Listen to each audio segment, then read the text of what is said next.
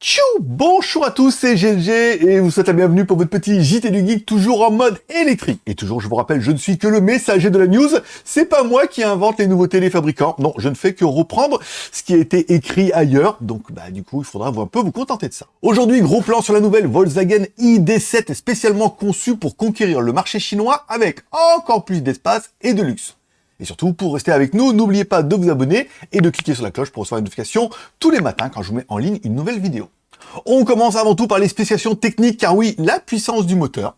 Alors la Volkswagen ID.7 pour la Chine est équipée d'un moteur électrique de 170 kW, soit environ 231 chevaux, promettant une accélération rapide et une expérience de conduite fluide.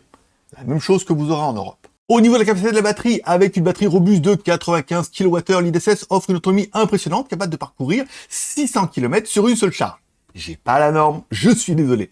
Par contre, au niveau des dimensions, elle sera donc en Chine plus longue et plus large que sa compatriote, on va dire européenne. La version chinoise mesure 5026 mm de long, 1864 de large, offrant ainsi plus d'espace intérieur et de confort pour les passagers. Oui, bon, on va dire que 65 mm, c'est toujours ça de gagner. Car oui, c'est une des spécialités du marché chinois. On voit beaucoup d'Audi L, version L, est ce qu'ils appellent la version limousine ou la version longue pour certains, avec des voitures qui ont un espace passager plus confortable. Alors après, je sais pas pourquoi ils ont besoin de plus d'espace. Après, encore une fois, c'est une norme avec des marchés. Je sais que par exemple, il y a pas mal de marchés du Maghreb où toutes les voitures doivent avoir un coffre. Il n'est pas possible, et qu'on a beaucoup de voitures qu'on a vues chez nous, notamment des Clio, qui sont là-bas avec un coffre.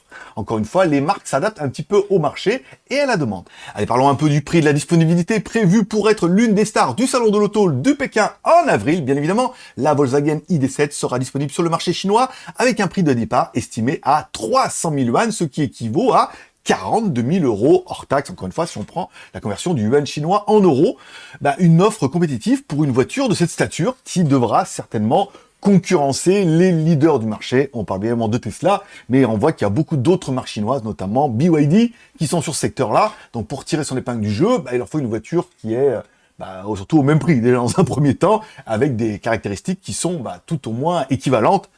Supérieures, on va avoir du mal. C'est tout pour aujourd'hui, n'oubliez pas de mettre un like ou un dislike en dessous de cette vidéo, de vous abonner si c'est pas encore fait, de mettre un petit commentaire pour dire ce que vous pensez de cette Volkswagen ID.7, notamment chez vous, et est-ce que vous seriez éventuellement tenté par une version un peu plus longue de cette version ID.7, comme pour le marché chinois. À vous de me dire en commentaire, je suis impatient de vous lire. On se donne rendez-vous demain pour votre prochain JT du Geek, toujours en mode électrique.